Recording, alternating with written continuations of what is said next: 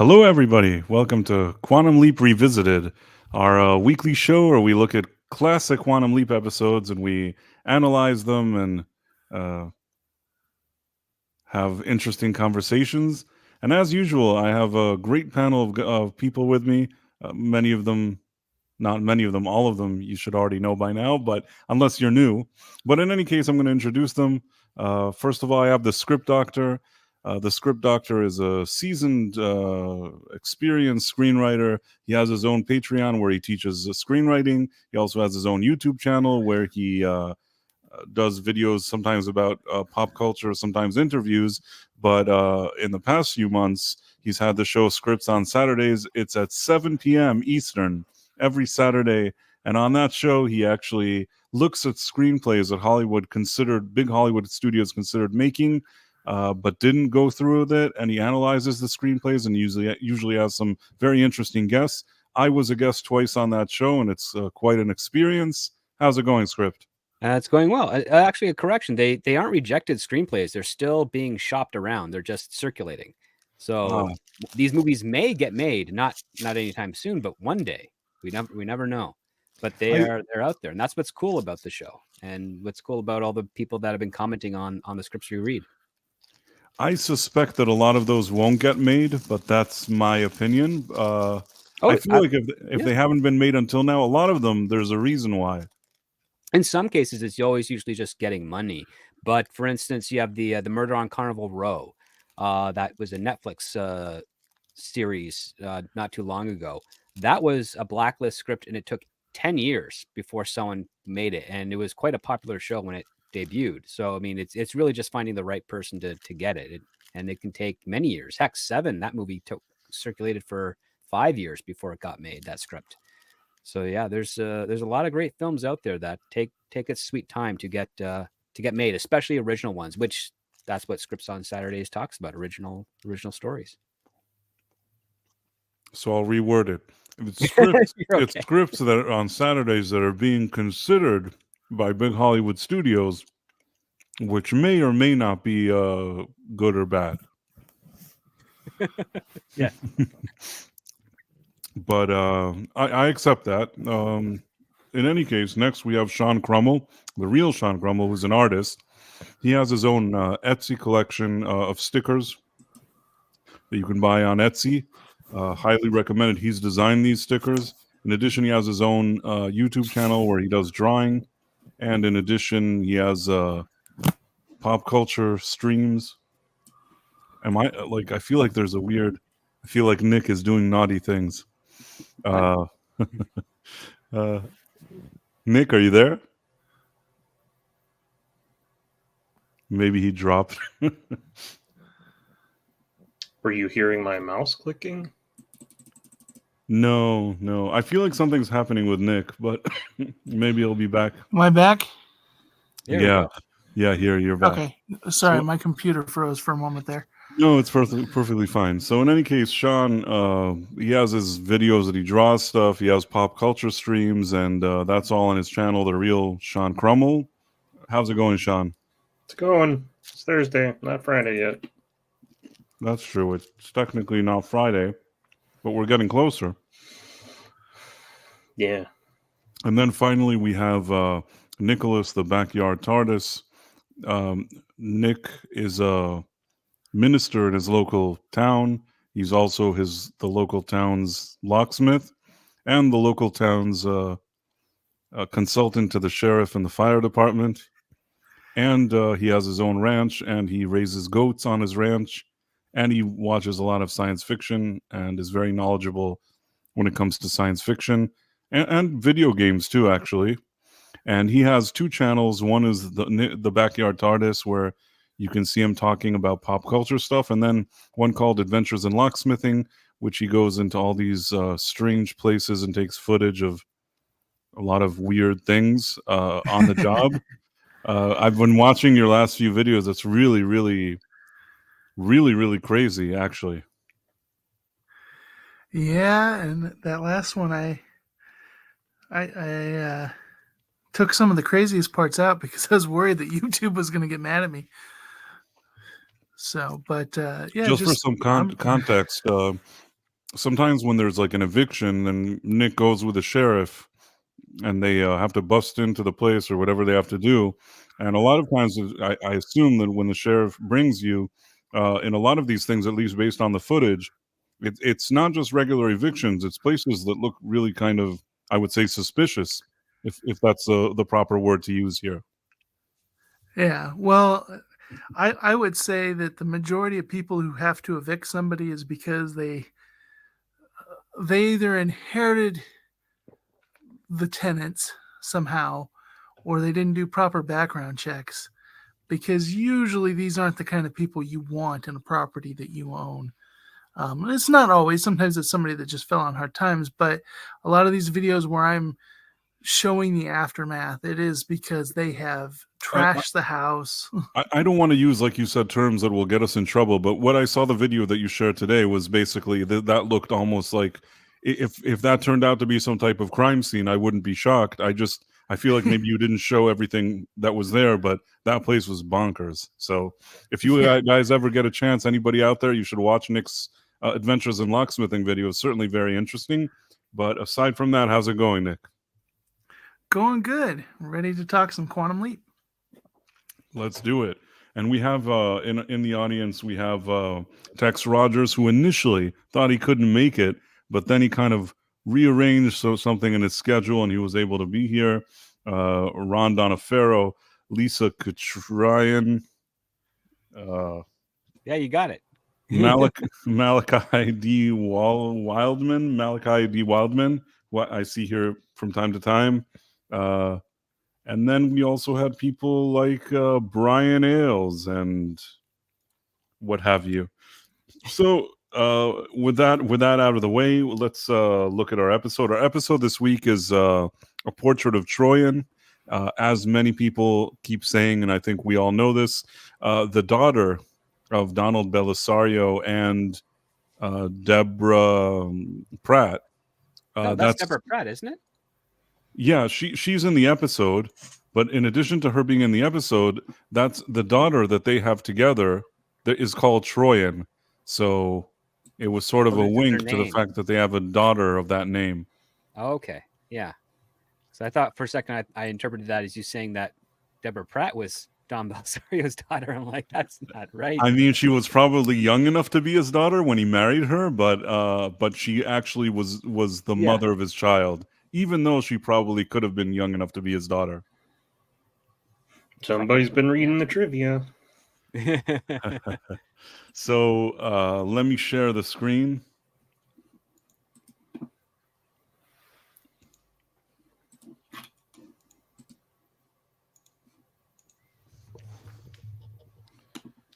Okay, so we got the shared screen here.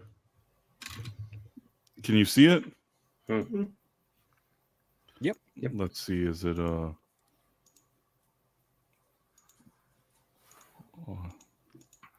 okay. So the episode starts again. He's still in the part where he's narrating the previous adventures. The last episode was the Don Quixote one. Then he leaps into seemingly some type of detective-ish type of guy in a graveyard. And then there's thunder and there's a woman running out.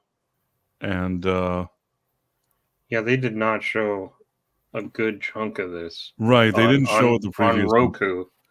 When I started it today, they are coming through the door of the mansion. Or, really? Yeah, because I thought it was weird that they didn't do a recap, and I didn't see any of this. It just went straight to the theme song, and then they were coming through the door. All soaking wet, so you didn't see any of the crypt stuff, huh? That's not at the beginning. That sucks. And I tried rewinding like a bunch of times, but it was at the beginning of the timeline. So somebody dropped the ball at Roku. Yeah, this seems like they messed up.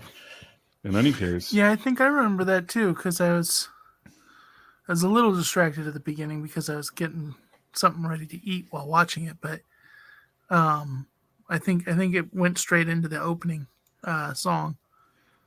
Well, basically, they're in this crypt, and he's kind of looking for waves, I guess, of a ghost of sorts or something like that. I think that's what's happening. I watched it a few days ago. Usually I rely on you guys that you watch it the same day. But through most of the episode, I think he's trying to record ghostly voice. Right, he's trying to find like abnormal activity through some machine that he has, and then the thing starts, and then I guess they go into the house amidst this storm, and then they're greeted by their kind of housekeeper lady who kind of has an attitude. Mm-hmm. Yeah, I was surprised at how quickly Sam was like standoffish with her. And then immediately you have this guy who's the brother of Deborah Pratt, who's clearly got some heavy tanning makeup on. Which one has, like, Deborah or the other guy? Both of them? Well, no. I think the brother has more of it. That's God, what's his name? Robert Torti. He's a very pale person. Right. That's what I was thinking to myself, that they don't look like they would be brother and sister, because she is obviously more diverse than him. Is that the term we're looking for? If that's where you want to go. But I mean, they have a very similar nose. That's true. Probably why they were cast, and clearly they put some extra layers of makeup on him to better match Deborah Pratt. This would probably not fly today. You'd have people crying on the internet. Mm-hmm. There would be a whole lot of issues, but I guess during this time they just, they didn't care about such things. And it's not like you could say that Deborah Pratt didn't have a say on the casting. She was a producer on the show. Is she one of the writers of this episode? No, she's not one of the writers. Scott Shepard and John Hill are, but she's on staff, and so she definitely have influence. Let's put it this way: she's a producer, the wife of the creator, and she's one of the top writers here. Even if she didn't write this episode, if she had an issue with this guy's skin shading, I think she would have said whatever she thought. And in this case, I think they would have actually listened to her. But back in those days, people didn't think about stuff like this, and it wasn't such a big deal. They had a whole movie called Soul Man, and that was basically the premise, was changing your skin tone. But anyway. Right. That's no big deal. Who was the... Oh, wait, so the teleplay... Donnie was one of the people that wrote it, like so Donald Bellisario was involved in this one. Yeah, so Jonah Hill and Scott Shepard came up with the idea, and from that idea, Scott and Donald got together and wrote the script, which would, in this case, is the teleplay, because it's not originally by the same two people that came up with the idea. It didn't also do the writing, in which case they'd get the screenplay credit by. Right. And then who's the director? I'm only doing this for Tex. So he doesn't like... here, it's Michael Zinberg. Yeah. It's the big Z, the Z-Man. So in any case, back to where we were. They go in, they're dirty, whatever. The maid lady doesn't like him. The brother is like, what are you doing? And the brother is also kind of standoffish with Sam. He's also doesn't seem to be happy that he's there. And then Sam looks in the mirror, and he kind of looks like younger Pete Townsend or something. I don't know how to describe it. That's the only thing I can say. But yeah, you know what I'm saying. He looks like a host of some kind of show on PBS. Right. So then she goes, and I think this is where the guy's like, listen, buddy, you better get lost, or whatever he says to him. Is it something like that, or guys, help me? He's like, I'm trying to keep her from being put in a crazy house or whatever, and you're not helping her. You're placating her ideas of ghostly voices and stuff. Exactly. I like that he's so firm on this stuff, but we're gonna see there's a twist to that later. But you can just feel Sam's frustration, because he knows he's probably supposed to play this character a certain way. This guy, his life, everybody's looking at him as this professional, and goes, but he doesn't believe in ghosts. He's like, this is hogwash. So while he's been able to throw himself into these other roles, or sometimes been trepidatious that he wouldn't be able to accomplish them, on this one, he fundamentally disagrees with this person's life choices. So he's having a hard time accepting this role. Yeah, I agree, and I'll also say that this right off the bat is kind of a strange episode. In general, I think it's kind of an odd episode. I'm not saying that every episode is similar to another. They actually do a lot of different things in different ones, but I still think that this episode stands out a bit because they really went for a different kind of spooky type of vibe that they don't always go for. So it's interesting. I'm glad that they felt that they could play around with it. It felt like it was supposed to air like during Halloween or something. Yes, I felt the same way, that this seemed to be like a perfect episode for a type of Halloween thing. I don't know when it aired. I'm not even sure it did air in Halloween. December 13th, I think I read. So the yeah, spookiest month of the year. I think they didn't care. They're just like, who cares? We'll just do it now. But yes, this would have been a good Halloween episode. It has a more spooky feel to it. Almost kind of like a B horror movie. Not really horror movie. Horror is a strong word, but you know what I'm saying. It's a mystery. It's kind of like it's kind of like a B level mystery. It's got a cinematography similar to Clue, but without the absurdity. Then we have this actress who she'll be coming back in the future. Right. She'll be coming back. Actually, and I'll talk about it more later, but gave me very much the vibe of the MacGyver episode, The Visitor, which was kind of a similar one, but it had to do with UFOs. But it had a similar view. Oh, it wasn't a Murdoch one? I don't remember the one that you're talking about. I just remember that Murdoch would never die. Well, I'll talk about it at the end of this one because I don't want to spoil the twist yet. Okay. So basically, you have this lady, and yes, she appears later. She looks different in a future episode, but this actress will appear again. It's kind of interesting that it's this actress, by the way. But yeah, this actress appears again. She gives Sam a weird drink, and then when Al arrives, she seems to be able to see him and hear him. She seems to feel. I think. Am I right that she kind of? Al thinks that she can. Right. And the way she's talking, she's like, visitors are not welcome because someone's supposed to give Sam some newspaper clippings, but she's not coming because there's a storm going on. And but when she says visitors aren't welcome, she is basically, I think, looking at Al, and Al's like, I think she can see me. Right. And then I think that at this point he tells Sam that I think this Troian lady is supposed to die or something like that. Is that already here?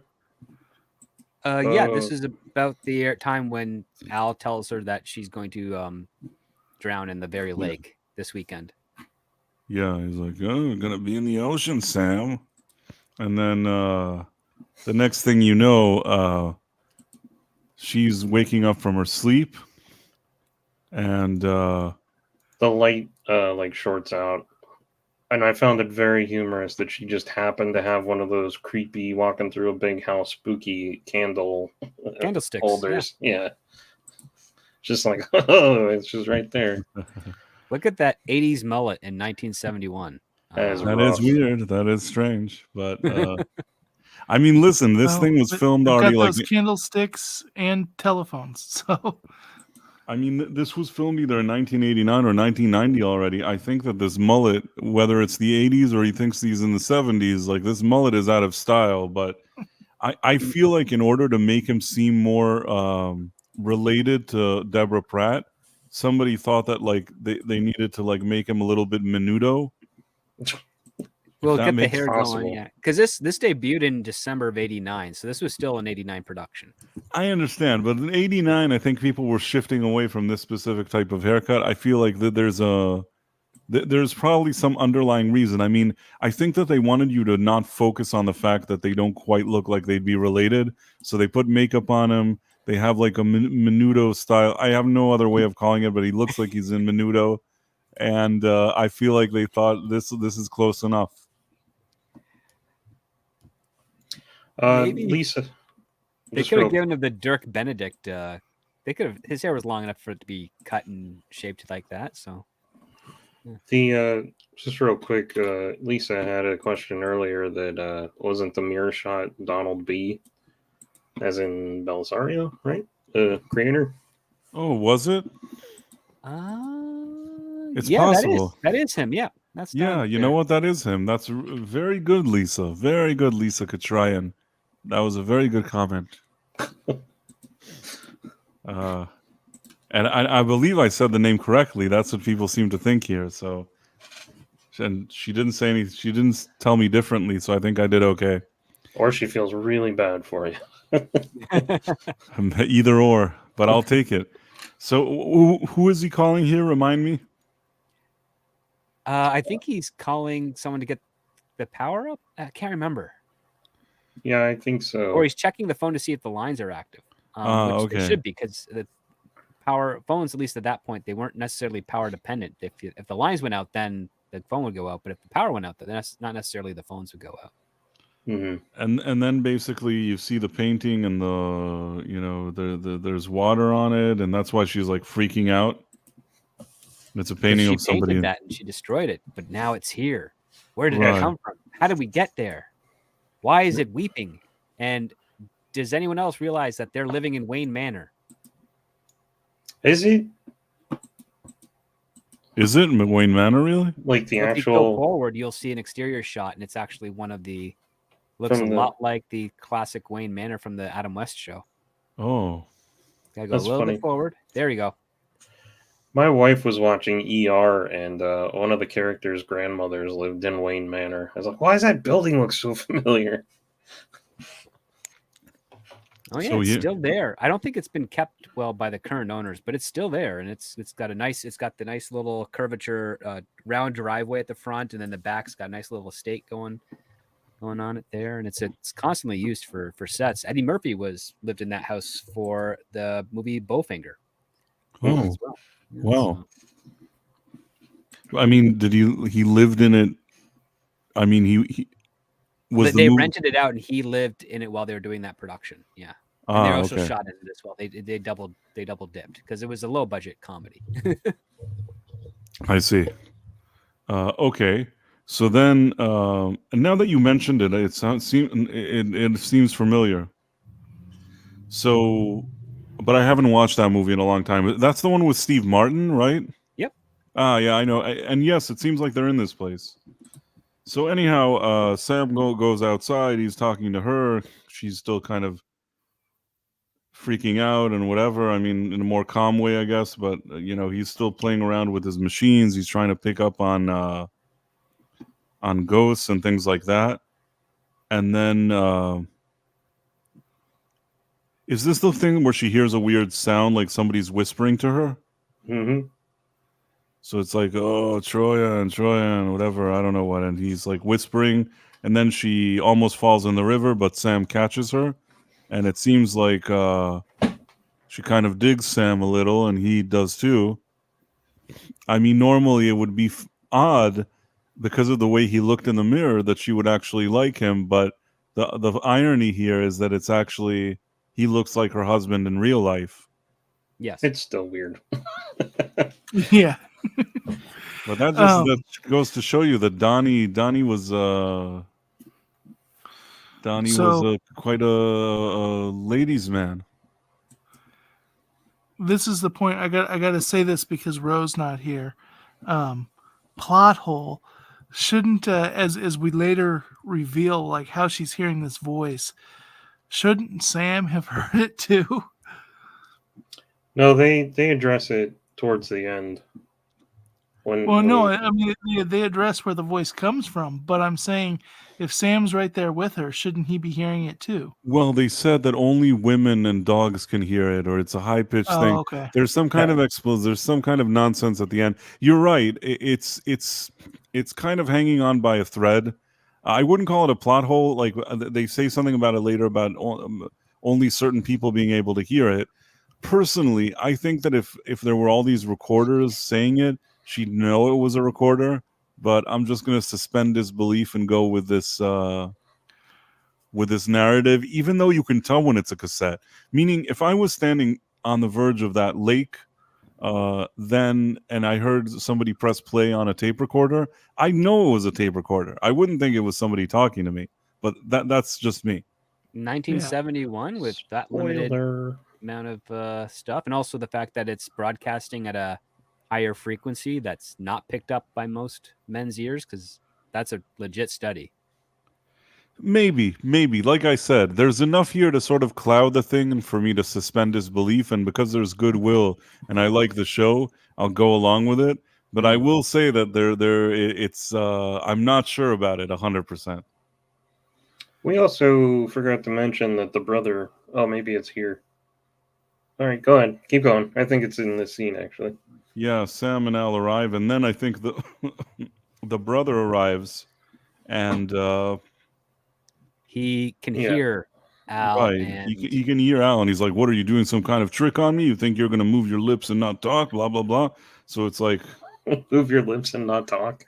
Well, yeah, he says something. The funny thing here is that the machine that Al's brought here, like his character, it's not Al, that Sam's character brought here, is very, very sensitive to picking up noises and vibrations. And it also happens to amplify the stuff that Sam can pick up, because he hears through the mesons and neurons through space-time in order for them to communicate with Al. So his machine is actually picking that up as well. And then this also into like the genetic aspect between the siblings here, that they can pick up the same high frequencies, and that leads to the twist that's going to come in the next 15 minutes of the episode. Right. Is there anything else that Al tells Sam here before, like, that's relevant? I don't remember now. He's mostly freaking out about ghosts. Yeah, he's freaking out about ghosts, and I think he gets that because the housekeeper clearly looks at Al in the first act when they're still talking. Right. Like she clearly, her eye line is straight to Sam, and then it shifts over to camera left. Do they already discuss here that this place has a history of people drowning in the lake? Like, did they already mention it? Al mentioned it in that scene. Yeah. Yeah. So that's important. Yeah. Okay. Now I remember. So and you got to also recall that Al's talking to the person in Sam's body too. So, he might be telling him, exaggerating the tale of this place too, as well. It's possible. He also mentions that in the waiting room, the guy thinks that he's been abducted by aliens. Right. And so in the past, there was some other guy that Julian. Isn't Julian the brother? The husband. Yeah, the husband is Julian, yes. Oh, okay. The husband is Julian. Jimmy, I think, is the brother. Right. Jimmy is the brother. Julian is the husband. And then there's kind of this older generation that somebody... What was the story there? Somebody died and killed his wife or something like that? The original house owner, or the legend of the family, was having an affair, was caught by his wife, and then he and the maid, I think it was, who he has an affair with, drowned. Wife and the butler. Wife and the butler, right. The wife and the butler drowned. They were the ones having the affair. The husband was rumored to have murdered them, right? Yeah. Okay, I got that right. But the whole family has a history of like violent deaths. Right. Yes. So the wife and the butler were drowned. Mm-hmm. Did the husband kill the butler and the wife? Yes. Yes, that's what I thought. Okay. So, yeah. Yeah, so they have a weird family history thing. And then again they hear noises, again something. She goes, is there another picture painting thing? It's the lake, but there's someone standing in the crypt. Right. So now she has to go there because that's another sign. And it shows again how much planning had to go in advance to this scheme, because that means all of those paintings where the picture changes, he had to have that all done in advance, because it wasn't like he just repainted that last night. Yeah. It's like he had to get them commissioned and in that art style. And it probably cost a pretty penny, because artists like to charge a lot for that type of work. Is there something shaking here? What happens here? Remind me. There's an earthquake. Yeah, that's what I thought. And then she like falls in with a skeleton or whatever it is, and he picks her up. Very creepy. and convenient, but whatever. Picks her up, takes her, and again she seems to like him. She was a bit over dramatic during that, but at the same time, because she thinks it's something supernatural, I think she's in a hysteria moment. But it is something like, the ground's rumbling, and like she just kind of falls into this rolling back and forth screaming. I agree. She is very hysterical. And then here you have Jimmy. This is important because there's a problem with the TV, and suddenly the reception, he suddenly is very resourceful in making the TV work. Well, she says that he's an electronics genius. Right, which it's important information. And then this snooty maid woman. He's like, "What do you watch?" And she's like, "I don't watch TV." Right, I don't watch anything. What do you watch? She's like, "I don't watch anything." And then he's looking at the spikes and the machine and all that other stuff. And then I think again, like Jimmy tells him, "Listen, man, you got to leave. You're not doing anything good here. Screw you." And then he goes to the crypt. This is actually one of the funniest and kind of out there parts in the episode. That Al doesn't like the corpses, and it's Sam is basically saying that like it's the first time that like he doesn't like seeing bodies or something like that, and like they talk about something. Because he's like, there's a hot blonde over your shoulder, and it's a skeleton, and he's like, "I'm not into necrophilia," and he's like, "Finally, something you're not into." Right, something sexually you're not into. That's actually that's a good dialogue. I thought it was funny, and it was actually kind of very. I wouldn't think this would be on like a PG type of show on like primetime network TV. It was a bit like more pushing the envelope, relatively speaking, for 1989, I think. Yeah, it reminded me of a red versus blue joke. But in that scene when they're in the crypt, there was another thing that he brought up. That's when he was kind of Sam was explaining the science part to Al, which is kind of interesting because Al's supposed to be somewhat of a science on this project too, but and they're going to real history, the search for the paranormal and stuff like that. That they create these instruments that are based on science, trying to explain unknown things, trying to sense and detect it, and science in more recent years, we've realized that there's parts of the universe, particles, waves, different things going on that our senses can't detect, but sometimes we feel the effect. Electromagnetic fields. Yeah. And so he mentioned that he thinks he just invented the Geiger counter for earthquake detection, which is basically is based in truth. That's equipment like this is they discover these things through trying to accomplish other things. Yeah, and now it's another picture. I agree with everything you said, and then there's this other picture now of this more ghosts floating or whatever. Seismograph, I think you mean. Yeah, seismograph. That's what I was wondering. Like Geiger counters for radiation. But I'm sorry. No, but I understood what you meant, Nick. I actually thought I knew exactly what you meant. And I was like, why is my brain broken? Why can't I think of this word? Wait a minute. Yeah, I'm in the same box. Same thing. But this is where things get interesting because he finds a tape. I thought he was going to ask Al to stick his head in the tomb to see if there was something in there. That'd be funny if he did. Right. So here he finds a tape and he starts understanding that something fishy is going on. And then once I think he tries to disconnect the tape, but then it's a bunch of tapes that are kind of working in parallel with each other. So it didn't achieve the desired effect because there's still tapes in other places. So Sam understands that this is something to mess with Troian's mind, and it switched everything on. So he realizes that she probably heard it. Right. Yeah. And she figures out that this is some kind of scheme that is being played in a certain frequency that she can hear.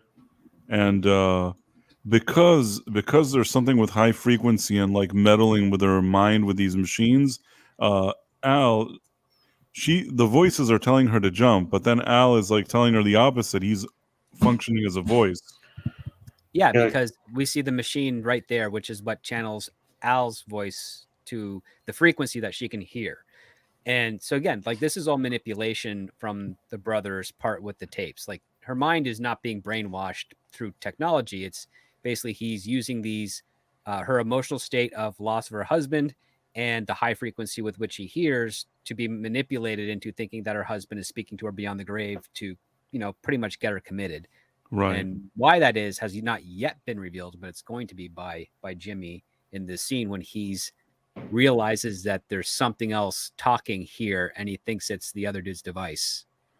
Right. And most importantly, I think Al's freaking out and he's like, center me on her position right now or I'll feed you to Tina's crocodile. So his girlfriend has a crocodile.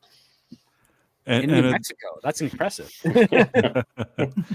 And at this point, even though he picks up that there's something weird going on with Al talking and he doesn't quite understand it, he basically understands that if he shuts off these machines now, then nobody will hear the voices. And at this point, he just kind of takes off his mask. He's like, it basically turns out that he's the bad guy, and he was actually trying to kill his own sister. In his eyes, if she would have jumped into that ocean, that would have been good. Lake. But sorry, go on. It's a lake. Sorry, a lake. You called it a river earlier too. I once called it a lake too. I guess I meant lake. That's what I meant to say. But you're a lake, but it identifies as whatever. It has ocean's pronouns. Yeah. Well, yeah. I mean, if it's its pronouns are ocean/river. Ocean/river. That's what its bio says. So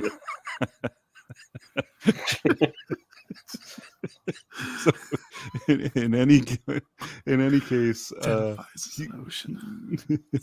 there's another earthquake.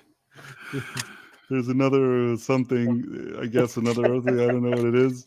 And then suddenly he pushes her into the water, and meanwhile there's also other bodies that they see in the ocean, and then. Well, I like that part too because that was what it was. He was like, center me on Sam's position, and he just pops like 3 feet away because Sam is running up the dock. Right, that's a good thing. He's like this, and then it's like 2 seconds later, he's there. Yeah. I know exactly what you mean. I would play it, but I think if I lived next to a lake that's had repeated people drowning in it, I'd learn how to swim. You would think. Have a series of buoys and ropes across the surface in the event that you fall in. You got something to grab onto. She doesn't even like struggle. She just goes in and sinks. Yeah. Even little kids flail. She doesn't even make an effort. She's just like, I'm dead. One of the devil fruits. So at this point, the police or whatever, they're looking at the bodies.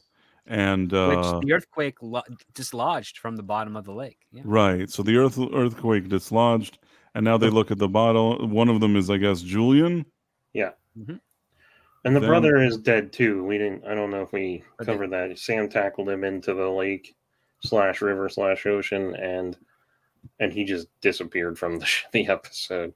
Yeah, I'm wondering if there's something that lives in there that's just pulling them down and not eating them. Because it's like, how do you not? They do mention naturally buoyant to a degree, especially in.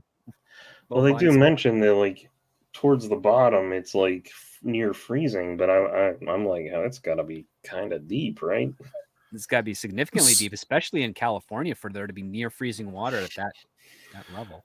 So, I had to kind of rewind this, and I still wasn't 100% clear. At first, I thought because what they real about the maid housekeeper, it being her, I thought that maybe he was actually not her brother, and in fact the other person who drowned.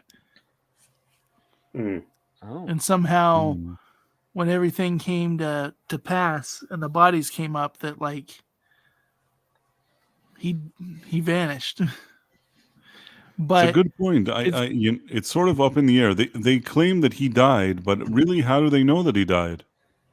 Yeah, they just I kept looking at the corpse trying to tell if that was him. It looked too different. No, this isn't the corpse. I don't think that they found his body, but the question is, why didn't they find his body? And that kind of is open-ended. But the interesting thing is that this lady says something about well, she mentions the housekeeper, Mrs. Stoltz, Yes. and then she's like, "Oh, that's weird. No coincidence." Because we're talking about the other people they pulled out of the lake are from like 130 years ago or something, Right. and one of them, the wife that was messing around with the butler was a Mrs. Stoltz. right. So then they look, and then this lady somehow knows about her. Well, I She's think an she's historian. from the Lakeview Weekly newspaper. I think oh she. yeah, I don't think they really say that that's her, but I got the impression that she's the one that was supposed to come up with the clippings. Oh, it's probably true. And then that's good, Sean. Very good. And then they look at the face and they're like, they know that it's that bitter lady they have, the maid, and then she disappears, which is kind of cool because this kind of thing doesn't usually happen on this show. And she vanishes. And then right after that, he leaps. And he leaps into an episode we've seen before. I guess this was one of the rerun thing that they did. Well, this was aired in December, so this would be getting into the off Holidays, season. yeah. So they'd be airing the reruns over the holidays until they came back. Is this December of 89 or 90? 89. Oh, 89. Okay. So the episode I was talking about of MacGyver, that's actually 1 year later in December of 1990, The Visitor. And this one actually at the time caused some controversy, but it played out kind of very similar in the beginning. You know, you kind of have, yes, they're talking about God and stuff, but everything he's jumped into has been somewhat historically plausible. You know, they haven't really been getting into the supernatural, and so that when they're playing through this through the majority of the episode, you're like, oh my goodness, they're doing ghost stories. So this is you know, jumping the shark in some ways. It's changing what kind of show this is. And MacGyver did a similar one where MacGyver's driving on a country road. He sees a UFO land, and it's all about it's a people trying to get farmers to sell their land or whatever because of this UFO sightings. And through the whole episode, there's this Kirby vacuum salesman that keeps showing up and helping him. And at the very end, they have this Scooby-Doo moment. They reveal, oh no, it's this, just kind of like we have here where, oh no, the brother's been playing all these tricks, changing the paintings, doing the recording and all that kind of stuff. But then the very last shot, MacGyver says goodbye to the salesman, and then he turns around. We see the guy basically like beam away. He was an alien. And then MacGyver turns back around to say one more thing to him, and he's gone. And so it's like, you go, oh, okay, it's grounded. And then right at the last minute, they fake out and go, nope, something supernatural was going on. I mean, the thing is that, sorry, on MacGyver, I think that it's less likely that you have some kind of offbeat thing, so it kind of sticks out more. In this case, on a show like Quantum Leap, where things happen that are kind of mystical, I kind of let it slide. I'm one of those people. I didn't hate this episode, but I kind of have mixed feelings about it. I know people that love it or dislike it. I wouldn't say that I disliked it, but I don't know how I felt. Like it was all right, but it's not my favorite episode. I like when they feel like they can add a bit of spice to something. I find it charming. Regular life is usually very boring, so you can throw something in that spices it up and makes me happy. I appreciate it, but there's an episode, an episode later where he's where something like also kind of mystical and spooky happens, which I feel like in that episode, which is maybe the next Halloween, maybe the Halloween of the third season, where they actually did a Halloween episode. I feel like in that one they actually did much better. I like the direction they took that spooky one more than the direction here. But maybe they needed to do this spooky one in order to lead us to the other spooky one, which I felt was the superior spooky one. Mm-hmm. Yes, Tex Rogers, the Boogeyman. I think that's a great episode. This is maybe kind of a that just kind of showed them that they could do something like this. And if they needed this one to get to that one, I'm totally cool with it. But I think that the next time around that they do something along the lines of like more spooky, I think that they do it better. That's the vampire one? No, that's actually like a downgrade in my opinion. I feel like I think so too. Because I'm like, that's season 5, I think, right? Right. That one with the vampire that you're talking about, that one like is where they actually. It may be. I'm trying to think now if it's not maybe one of my least favorite episodes. If not, maybe my least favorite episode. That one. So this one isn't like the vampire one, but this one isn't as good as the Boogeyman one either. But it's cool that they did something different. I don't mind it. I don't dislike the episode. I'm just saying, like, it didn't fully. I feel like it was okay, but later on, as they got better at their craft, I feel like they could have done this a bit better. Yeah.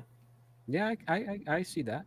There was just a lot of conveniences. The picture, the thing, the earthquake, the sound. It's like, yes, I'm willing to go along. There's a lot of goodwill. They've done such good work until now. They get my goodwill. Like, I definitely am on board. I accept the episode. I like the mystical element, but I feel like some of the writing here isn't 100% thought out through like in some other episodes.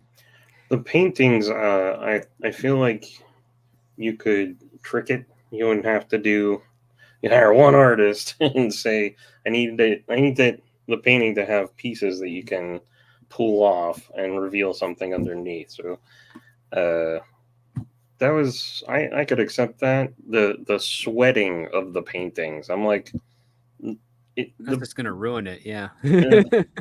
Yeah, one, it's gonna ruin it, but two, nobody's like picking it up and like looking and like tapping it to see if there's like a hollow tube full of water or something. Or well, I thought with the footsteps and stuff that the brother had come in, maybe spritzed the painting, and specifically dipped his feet in water and left wet footprints there for her to follow. Because I think he was elaborating it. He was doing everything he could, and I think as much as he was saying he didn't want Sam's character there, I think that was contrary. He was just setting up the scapegoat. Like, this is the guy. It's his fault. He didn't take. I was trying to get her help, and he's the one that pushed her over the edge. Yeah, I think it has multiple levels, because he could also be like, he could also be worried that he's going to sniff him out. So he's like, you need to leave. Like, you're helping me to a point. Now get out. I do have a question, though. And maybe I haven't watched this in a few days, so I'm trying to figure it out again. Okay, so the brother, he's the one that kept planting the paintings with the water on it. We're expected to believe that he did all of that. And all the electronics, because he's a genius. A genius, technical genius. What was the end game of the maid lady? I don't know, because I was going to ask you guys. I was just waiting for the wrap up. Script. What was the end game of the maid lady? It's nice that she disappears and that it's her, but what was her goal? Why was she there? Was she waiting for her body to resurface? Is that all that she wanted? What did she want there? I have no idea. Like, that's the ambiguous aspect of it. Like, her body's found, and then they do the creepy smile on her corpse that shows up. Her lips curls ever so slightly, and that's when her spirit disappears. And it just feels like it's a trope, but there's a beat missing from the episode to properly bridge those two ideas together. And it's weird, and maybe that's one of the reasons why this thing doesn't sit well with me as well as let's say the Boogeyman. I feel like in order to really have this kind of I can't believe it moment, they needed to do something additional with this character so that we really appreciate what happens when we see her and then she disappears. I think the idea that they see her and then she vanishes is super cool, but it's just like you said, there's one beat missing, and that's all that's missing, just one beat. There's one thing to somehow bring this whole thing home. I don't know if it's a deleted scene. I was hoping, and I don't really want you to spoil stuff, but you said she comes back in a later episode? The character. The actress does, but it's interesting that they chose this actress for the other thing. It is interesting that they chose her. My big problem, besides her disappearing, was why did she lock Sam in the room other than to buy time for the episode and build tension with... It's almost like she wanted the... Was that her or him? That's the question. She did it. She ran down the steps right after. Right. Like it was locked, Sam runs to the door, and then they cut to her going down. It looks like she locked him. Why would she want him locked? Was she on the side of the Jimmy? Like she wanted this lady dead? Is that like the thing? I was like, does she hate the family so much because she was killed and she wants the girl to die? I don't know. It's very weird. I wish I understood. This is the thing that sounds like, and Script could probably talk to this more, but maybe in an earlier draft, part of the pitch, part of what was interesting was more revolved around her character, and then the story as it got refined, more and more of maybe that plot got cut. And so we still have her doing everything, but now to service Sam and his story, kind of the side story of her is now kind of incomplete. Yeah, I don't know. I mean, I almost wish that, well, I don't want to do any kind of spoilers, but I almost wish that if we ever saw this actress again, that they would actually tie it to this, because then it would be a cool little thing that they sort of planted. But I can't really think of a way to connect between this and the other situation. And I don't have a full explanation. Maybe that's why this episode for me doesn't completely get all the praises that maybe it could. It's a rare situation where I think that they didn't resolve something. You could say that they left it ambiguous, but you know what? I don't see a benefit in leaving it ambiguous. Neither do I. Like, it's not like I think sometimes you have the end of Inception, the top is spinning and then you don't know what's going on. Sorry if you haven't seen Inception, although it doesn't really matter because you won't even know what I'm talking about. But in any case, it sort of ends and you don't know what's happening. Sometimes you have a movie or a show like that, but this isn't that kind of show. You know what I mean? Like this seems like everything was resolved and that just wasn't explained. Also, they pulled 3 bodies out, but we only saw 2 of them. They didn't show the butler one, I think.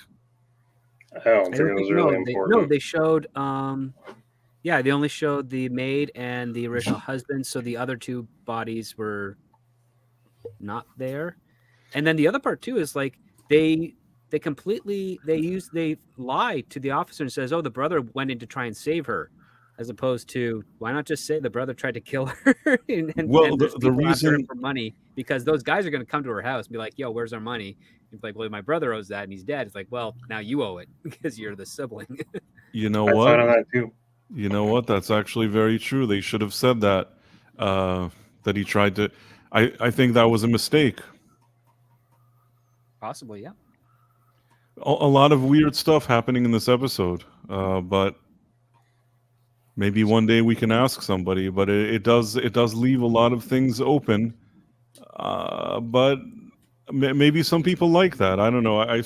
Before I saw Tex Rogers said that I think this is one of his favorite episodes. So, I mean, I guess people like what they like. I just I don't like that ambiguous ending that doesn't feel fully resolved. But it is cool that she disappeared. I feel like they just said, F it, let's just make her disappear and people will think it's cool. And it is cool, but it's like an itch that I have to scratch, that they have that kind of unresolved plot line there. I like that he gave Al so much crap through the episode for being afraid of ghosts, and then at the end he's forced to see something spooky. I agree. But I guess that's the episode. I want to see if there's so many people talked in the chat. Like, I hope I didn't. There were some great comments here. You guys were on top of it. If you guys want to highlight. Oh, I don't know. They were full of trivia. I look up and there was like 3 more things. The corpse was Paul Brown, one of the show's writers. I can't highlight it. Lisa Katrine from 1049. I see a question for Script. Do TV shows film the exact amount of footage or slightly more? They actually try to shoot everything that's on the script, and only do they determine if they need more or less in the edit in post-production. They have what's called insurance days, and they usually do edit these shows as they're being filmed. And typically at this time, I think in '89 when they were doing hour-longs, I think they got 8 or 9 days plus an insurance day per episode, or maybe per 2 episodes, because they also do half days. So what they'd be doing is, once they got their film back from the lab, they'd start cutting that together for an assembly cut, and they would determine, is everything pacing well? Is everything good? Do we have to call in an insurance day while they're shooting? This would be done after their full days. So your director would call the end of, or your first AD would call the end of the day, usually after 10 to 15 hours, and then you would just go and review dailies, which you don't really shoot a lot in a 15-hour day. It's usually only 10 minutes or so. And so you go review the dailies and you make your notes and your adjustments as they go. Rarely especially when you're dealing with film, rarely do you want to overshoot. It's better to undershoot and then use extra film to make up for that, than overshoot and then toss away a bunch of film that will never get used, because film was expensive that day. Today on digital, they don't care. They'll just go for hours. But in those times you had to be very, very particular about what you're shooting on film and how you're going to cut it together. And I don't believe Quantum Leap shot on tape. No, I think they shot on film. This looks like film to me. Yeah. I just wish they filmed in widescreen, because if they did, then they'd be able to sort of remaster it and we got a widescreen, which would be so amazing. I would be so happy if they did that. But if they did, they would also have had stuff happen in the wide frame, which we found out from Star Trek The Next Generation and Buffy the Vampire Slayer. They didn't, even though some of them did. And so you'd have flags or crew on the left or right hand side of frame that's in there, or you'd see the exposures of the facade, the sets that they're fighting on, because they knew that they were only going to be showing in 4:3. So only the X-Files kind of knew ahead of time. I think even they made mistakes from time to time, but I think the X-Files at least tried to film something like that, even though it didn't make sense for them to do it, but they were trying to do it anyways. Well, that was the contentious aspect that occurred in the early 80s, when movies that would not be modified to fit your screen would have the black bars on the top or bottom, and the reflexive action from people who had no idea what that meant was that, I'm only watching half of my screen as opposed to seeing the full image. Mm-hmm. And it's not until the invention of the widescreen television did people actually stop caring about that, because one of the brilliant aspects of the widescreen is that if you did have a letterboxed DVD, originally for the 4:3, there was a simple mode you could do with your DVD player and the widescreen to get rid of those black bars, and you'd see the full picture and the full view scope.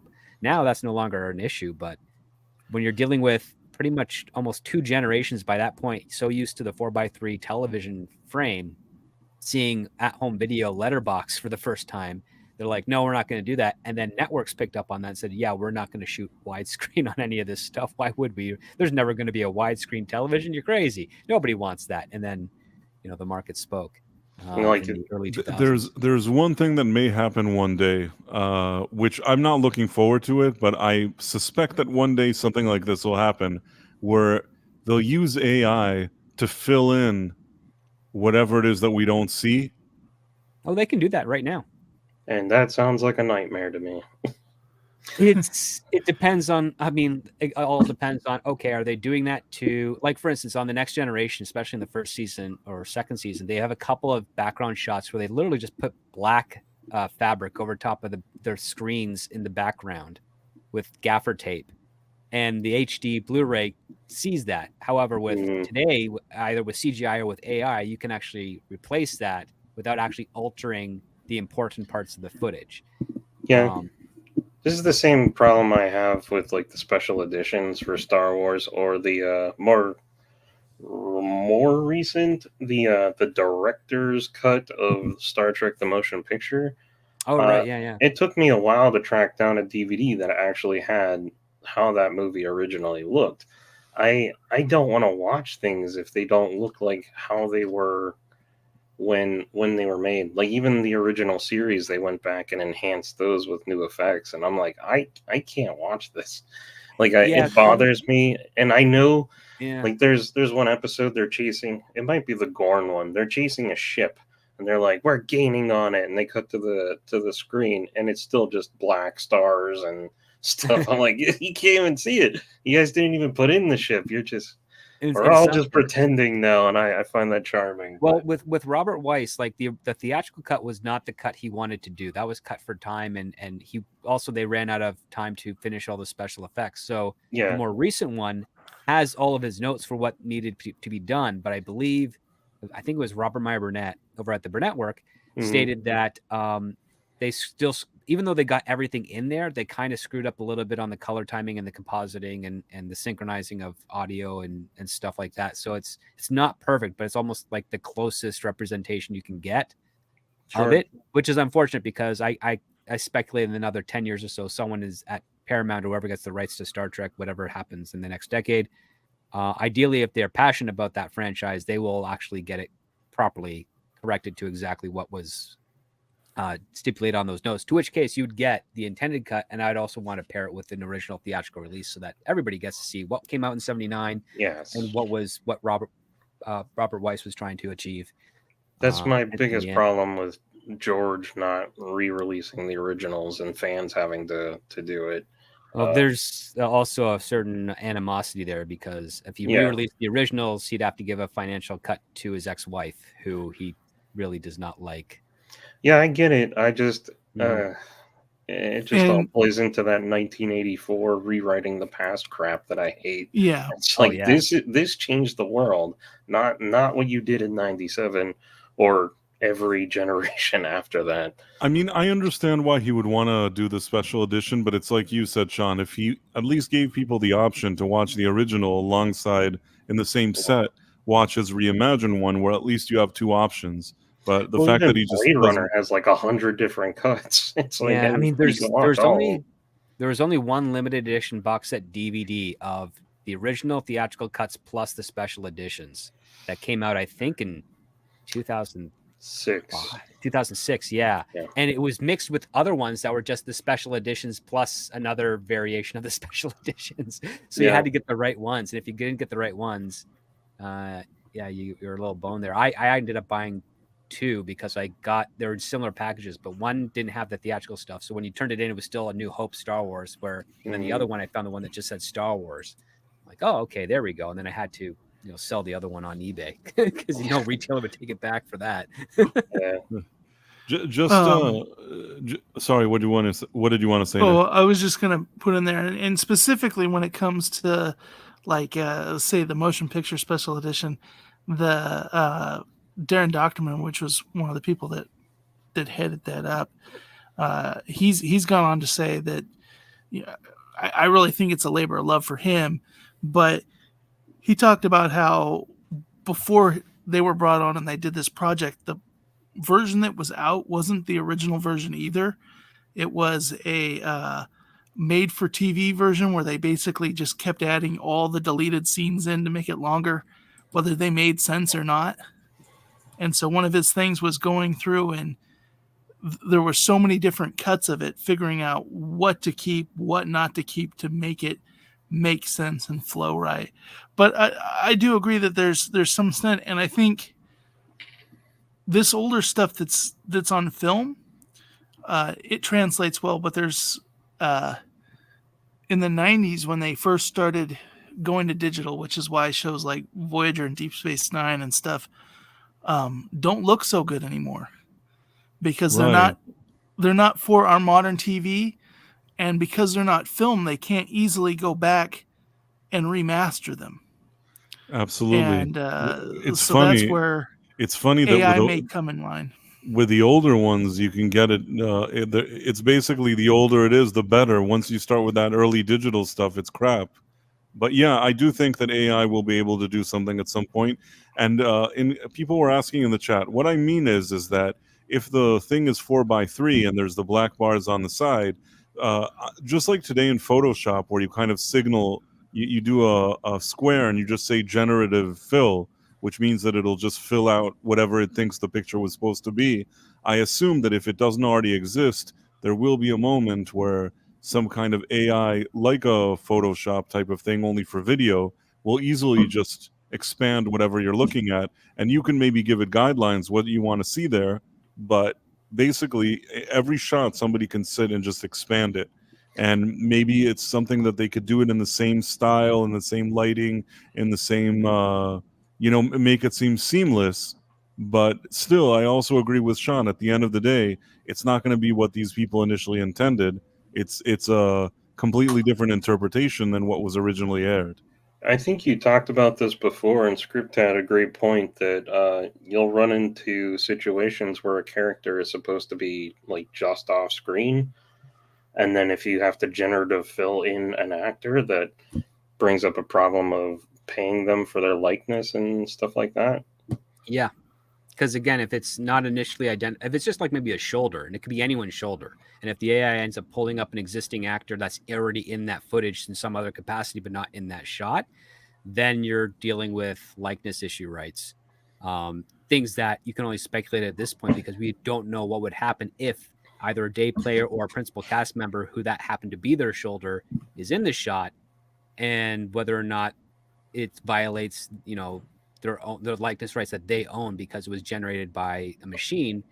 And then there's also the question, like, was it deliberate that they were supposed to not be in the shot, or was that just something mistake? Like, it gets into a whole set of litigations that I'm glad as a writer I don't ever have to worry about in that regards. But for actors, especially if they do that type of generative fill, that can get into some interesting areas when it comes to the SAG and rights, and whether or not the original contracts they signed would account for such expansion of their performance.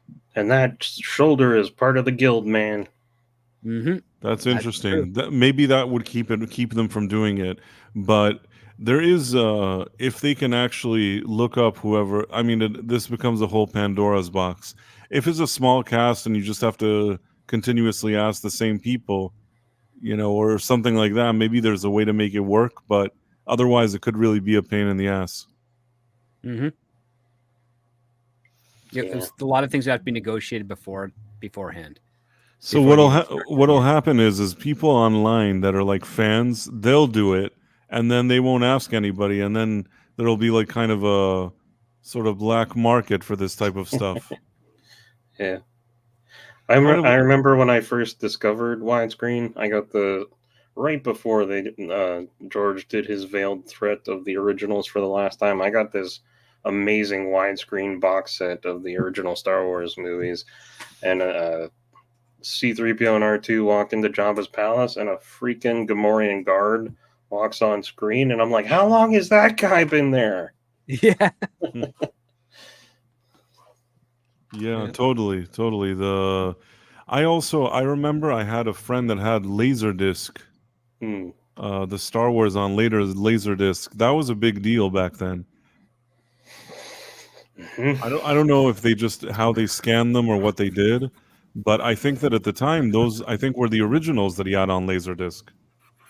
Well, the DVDs supposedly were when they did the originals on the DVDs for that set, I've heard that they were just pulled from the old Laserdiscs. So they didn't. There's a lot of complaints about the aspect ratio and. Was Laserdisc widescreen or 4x3? It was I don't know about 16:9, the Yeah. proper widescreen. What you have to get now is you have to reach out to the guys that did the 4K 77, 4K 80, and 4K 83. Yeah. They've completed it just this year, so you can reach out to Oh, them and yeah? they can get you some copies. I just found the despecialized ones after a few years finally. So, and then of course someone comes out with something better. I think the 4K 77, 4K 82, and 4K whatever it is 80 and 83. I think they're good. I haven't watched them, but I've seen clips of them, and they look good in the clips. Yeah, well, they're scanned from the original prints, right? Yep. Well, sounds good to me. There was some other little tidbits from the chat that I enjoyed. Since we're talking Star Trek, Melty D. Wildman brought out that the writers from season 1 of Voyager were fans of this episode, so Seymour makes a cameo as a housekeeper in the scary house. So they do a callback there. We were asking how that lady knew about the bodies, and Tex Rogers brought out that she was the town historian. Mm-hmm. Yep.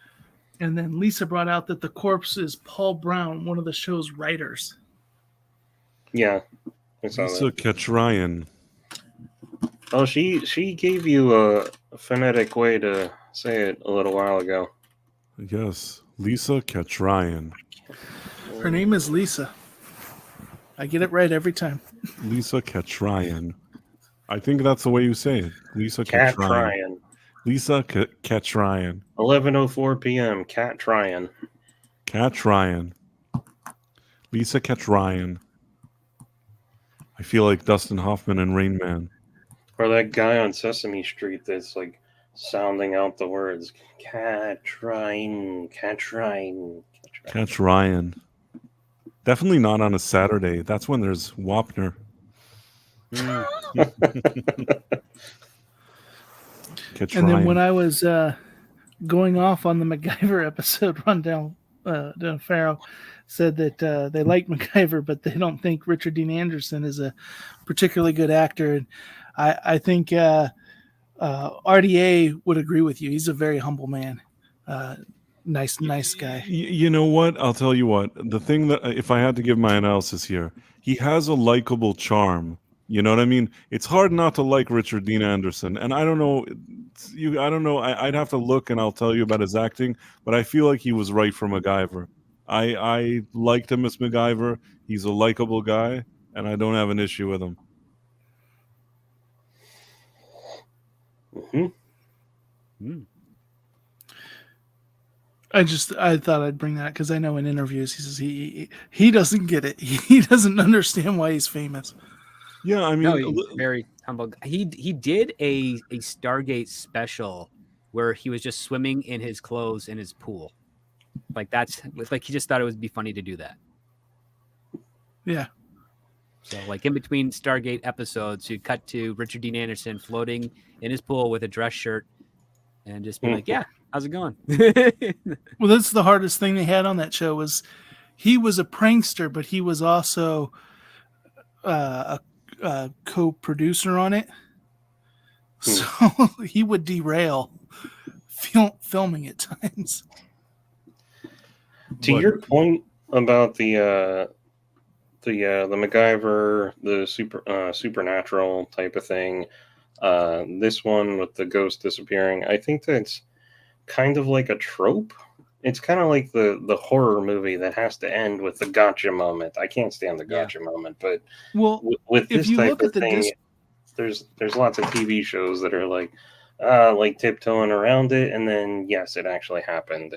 It's like even X-Files had an episode like that when they're looking for not Nessie. It's I forget the name of the monster. It's like a Loch Ness monster type of thing, and then I think it ends up being like an alligator, and then they leave, and then you see like a tail splashing and a hump that actually looks like the sea monster. I think it's just a type of writing trope, and I frequently enjoyed that. For it. Yeah, sure, but I generally enjoy when they do that. Whereas horror movies, I get so frustrated that I know they're all going to end exactly the same way. With the I don't mind that they did it. I can appreciate it, but like I said, and I think we all agreed, like what Script said, they're missing a beat for that to really feel rewarding. yeah, I feel like I never understood what made that maid lady tick. She was annoyed with Sam. She seemed to have locked him in the room, and then at the end, she appeared in the river and disappeared. But throughout all of this, I mean, if in the past she had some kind of business with a butler or whatever it is, and she ended up in the lake, you'd think that she'd be getting revenge, but it's not clear who she's getting revenge on. yep, I know, I gotcha. But I think as a trope, it successfully is doing, because I've seen in the chat, we've had ones that say that they like this, we've had ones that say that they don't like this, but it causes discourse. And I know when the MacGyver one happened, that was its 6th season, and people freaked out a little bit. There was a bit of, but some people thought it was amazing and cool and the best episode ever. But what happened is everybody tuned in the next week to see what the show, and then it just was a regular episode, Yeah. And I think it's good for these shows sometimes to have an episode that some of the audience will like, and so it's not. It depends on. It's not a Star Wars movie. It's one episode of a television series. Obviously, and you can have a little of that discrepancy in the audience liking it. Right, but I will still say that until now they've proven themselves very thorough when it comes to writing the screenplay. And at this point in this episode, something feels like it didn't. They changed something on set. They removed a scene, or there was something that we're not seeing here. That's what I think. Or if somebody wants to explain it, maybe I've seen in this episode several times over the years, and maybe there's just something that I'm missing that brings this whole story together. It's just I haven't been able to pick up on it. Especially if you don't get the first chunk of the episode at the very beginning. No, I got the first chunk, and it still didn't matter. I still don't get it. Yeah, I don't know. But it is what it is. I still like the episode. I still like the show. And the box. I applaud the effort, even if the execution was not perfect. But I applaud the effort, and generally this was a fun episode. Like the other ones were fun. This was fun as well. I didn't not like the episode. Yeah. Flaws and all. But I guess let's just go by one. Script, what did you think about the episode? Not the best, but it's okay, serviceable. Could have used more Al. You could always use more Al.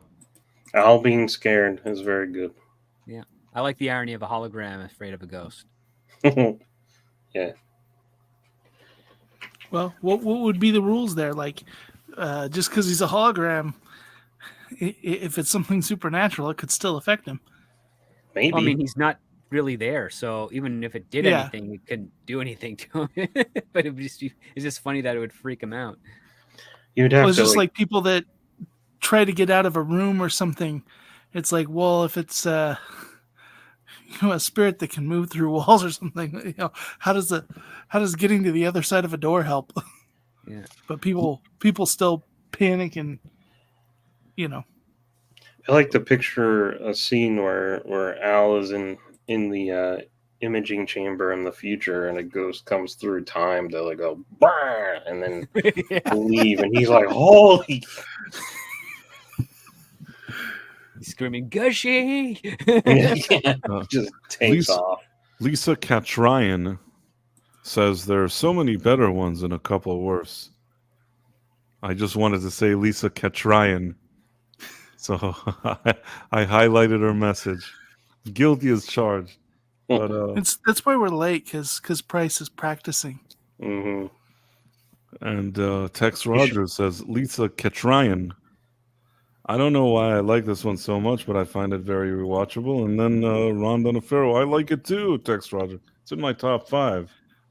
I wanted it to be, but it's interesting. It's an interesting episode, and like I said, I like the ambition, just that it didn't fully come together in the best way.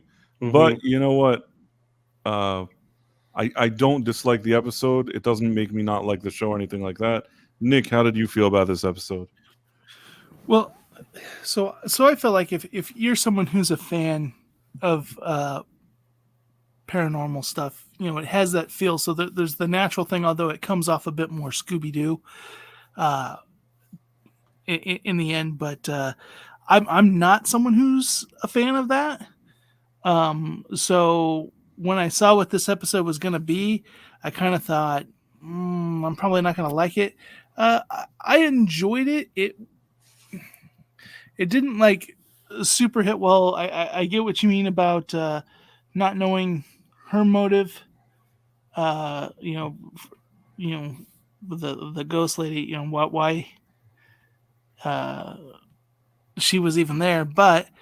At the end of the day, it was a fun episode. I liked seeing Sam arguing with Al and Al being afraid. I thought that was fun. So it was a fun, but for me, it won't rank in my top, but it was fun nonetheless. I agree. Sean, how did you feel about the episode? I could have greatly benefited from more characters and Tim Curry. Clue is one of my favorite movies. I really wanted to like this episode, but I felt like it felt like it didn't have enough characters, and then the girl kind of got on my nerves after a while. What was the other thing I was gonna say? I'm still mad that I didn't see the beginning of it, apparently, and I'm a big fan of murder mysteries because I like Clue. If you can add spooky stuff to it, I'm an even bigger fan. Like A Haunting in Venice, I actually really liked because I like the combination of horror and mystery.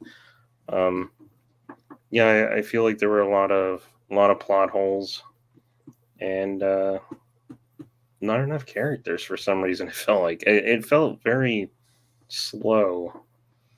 It felt slow and scaled down, and like I said, I feel like they had this interesting idea, and they sat there and they said, this is completely different than what we've done until now.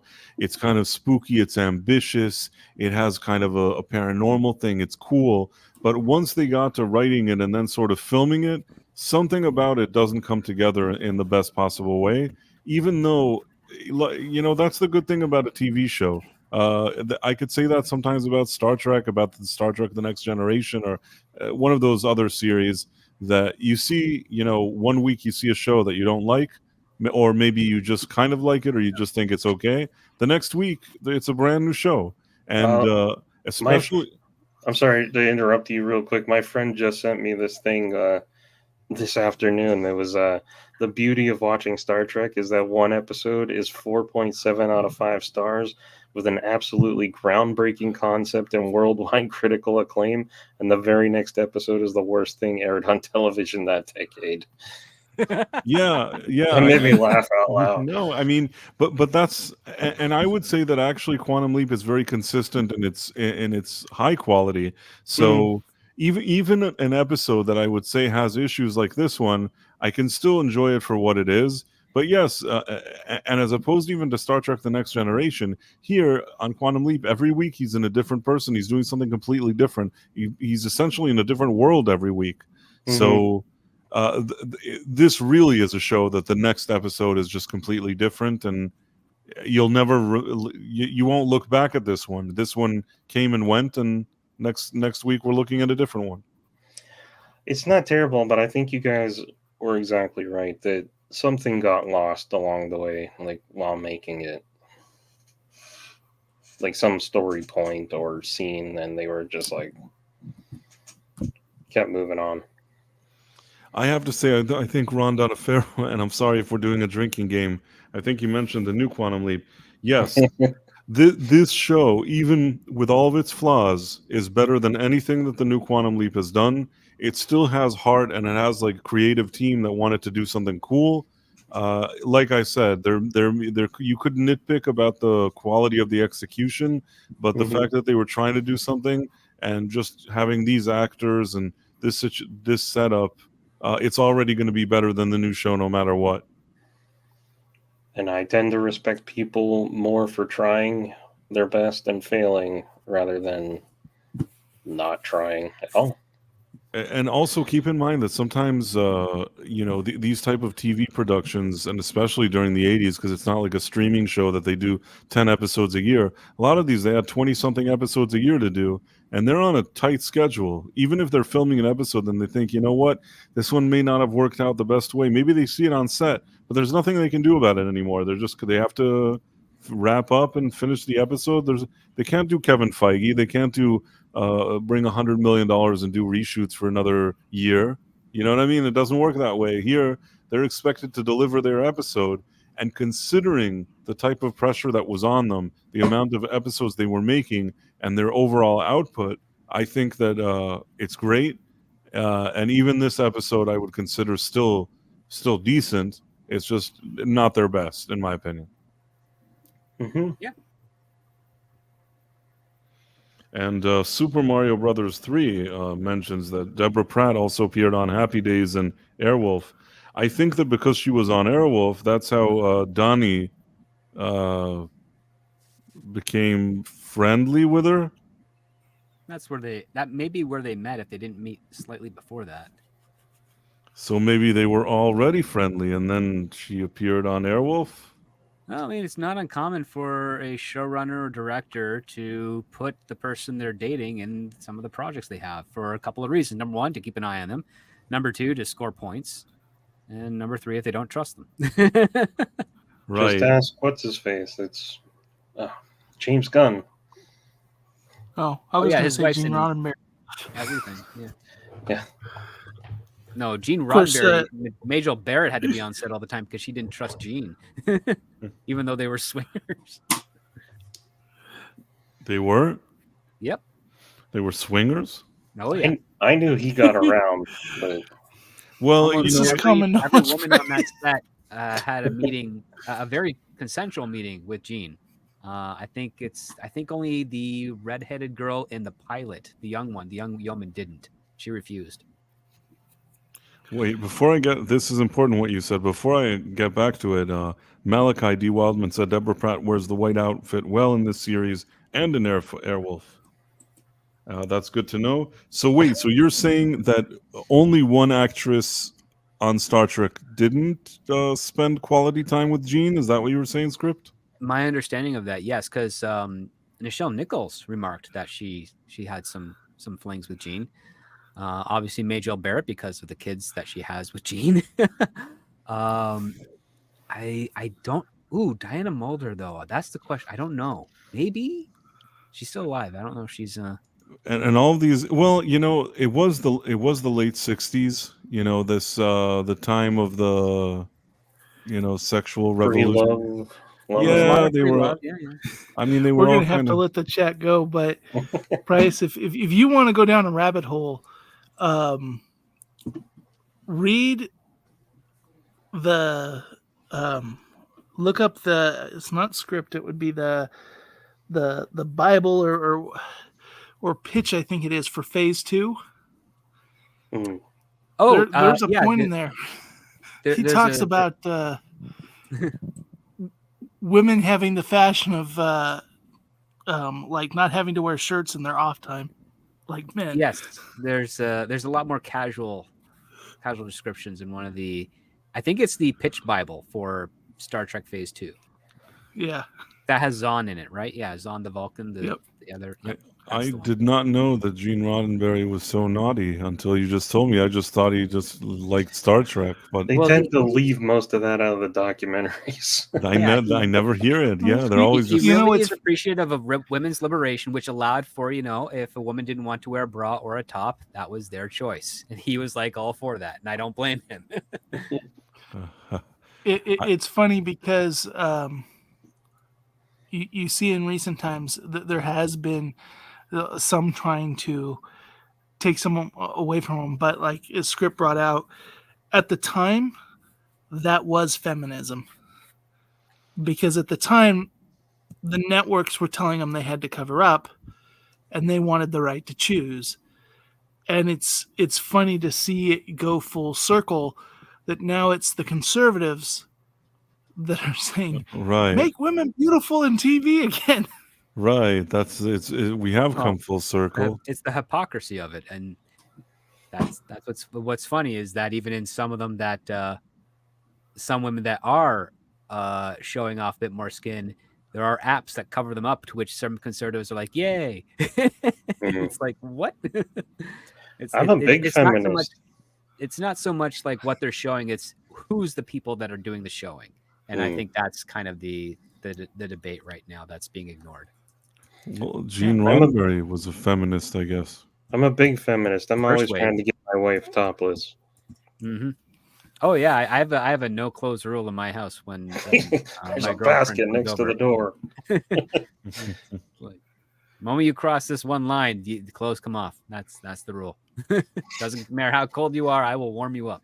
And I start stalking around the apartment like a tiger, a jungle cat on the prowl. It reminds me of that Seinfeld episode when he had a girlfriend that's always naked or something like that. Dating the nudist, yeah, and then she starts coughing, and he's like, "Ugh." Yeah. So nobody mentioned goats. I think that's on our list for every week. We gotta create a bingo card. Yeah.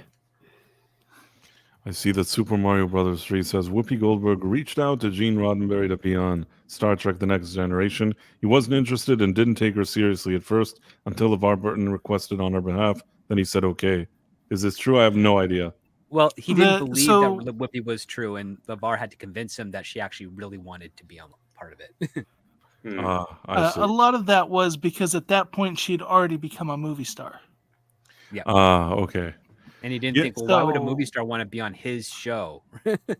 Well, if he was alive today and he saw what she does on The View, he probably wouldn't want her on his show. No, I think he'd be all for it. No, definitely, and especially since he liked his women, topless and stuff. I don't think Whoopi Goldberg would be high priority for Gene today. But that's just me. That's my personal opinion. No disrespect to anybody. I think that Whoopi Goldberg actually was great on Star Trek. It's just that in more recent years,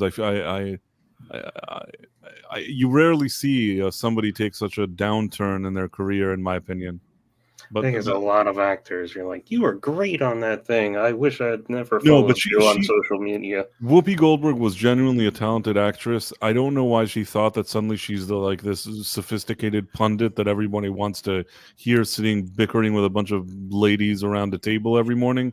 I think that is totally based on the talent she had. That is like low level stuff, and it doesn't help that most of her takes, or a lot of them, are dumb to begin with. Like, she says just a lot of dumb stuff all over the place, in my opinion. So I don't think she benefited from this whole situation. From being a beloved actress, she went to this kind of grumpy and whiny morning lady.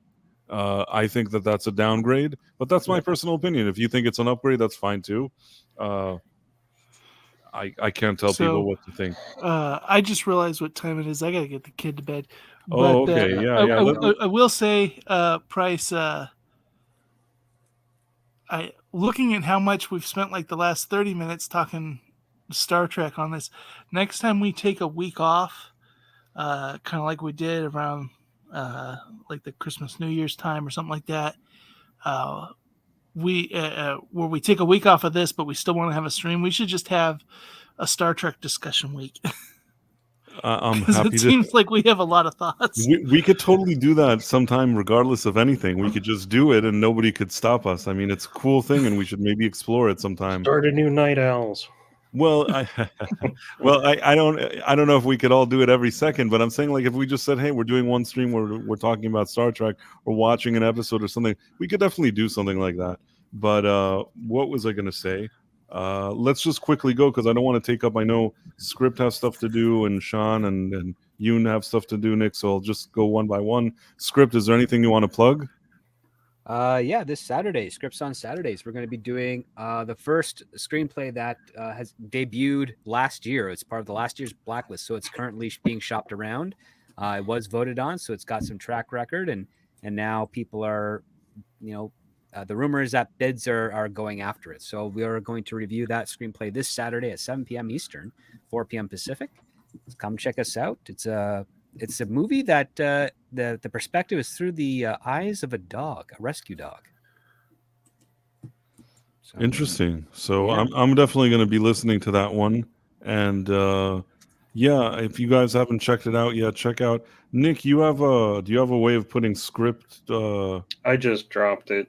Cool. I don't know if you guys can click it or not. I don't know. And the stickers, I see that you put Sean's stickers. Absolutely recommend that. You guys should check it out.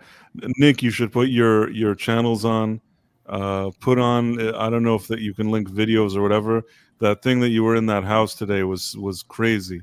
I think that if people saw what I saw today, that you were walking around that place that I said that may or may not have been a crime scene, that was definitely a strange place to be. Did I pick up correctly? Was that seemed kind of like a crime scene, correct? Are you talking about the short or the video? I think it was a short. I think it was a short, and it looked like it was could have been a crime scene. No, well, I mean, it defines how you declare a crime scene, because I understand. I have a question. Did you go with the sheriff to the place that I looked in the video? Was there a morgue truck? But that was because it was an eviction. Right, but at the end of the day, this was something. Yes. If you're not actively using it, it's not considered a crime. I understand. Evidence of past use is not a crime. I suspect that the thing that I saw today was something that you went with the sheriff, though. We're in agreement on that. It's not like some customer invited you to replace a lock, because that was not what I saw in that video. That video looked like if you would have filmed more stuff there would have been more suspicious things. It was a place that I can't imagine real people living there under those circumstances, unless. Never mind. Yeah, it doesn't matter. It was a heroin den. Yes, that's what it looked like. If you can link, that one was a fascinating video. Yeah, I just did. You did? Okay. So everybody here in the chat, I recommend you check out what Nick did there. I think it was very cool. And with all that great stuff, I think we can wrap it up today. Thanks to the guys. They hung out a little bit longer. Ro himself is probably going to be here next week. He just had something come up. But, next week he should be here, and there's a fun episode that we're doing next. Yeah, it's the Animal Frat is the one that we're doing next week, I think, which I recall that one being a decent one. I think a pretty good one from what I recall. But I don't know if anybody's watched it yet. So in any case, we're going to do that next week. I want to thank everybody for being here, whether it's people in the chat like the Wolf from Heart, Tex Rogers, Ron Donafero, Lisa Katryan. We had Peter at some point. I saw his name, Ishmael, Malachi D. Wildman. There were other people. Marks for 7 or something like that. I don't know if I said that correctly, but there is somebody like that. I think it's Marks for 7. Yes, Marks for 7. Hey, I got it right. Marks for 7. You had also Brian Ailes. Brian Ailes. And yeah, so it's totally cool. Thanks, guys, for being here.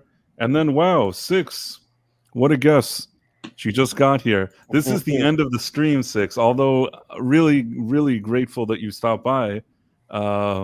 Start over and watch in double speed. Or you should watch. Yeah, start over and watch in double speed. But this is great to see you here. Thank you. And and yes, I didn't mean to forget you, Super Mario Brothers 3. Usually, you're one of the first people to watch it. You're one of the first people to watch it. But that's after the stream, so it's nice that you were on the stream. And then we have Ro, who just said it, just made it, guys. Yeah, you just made it. And 6 said I came to check on your cat. In any case, Ro, there were a lot of plot holes, and hopefully next week you can join us, and we'll discuss future plot holes. So on that positive note, I'm gonna put my put the outro to our show, our song. It's the only reason Ro showed up. Oh, that's the reason he showed up. 6, if you're still here, you should listen to it. I don't know if you've ever heard our outro. It's an original song, and maybe you'll like it.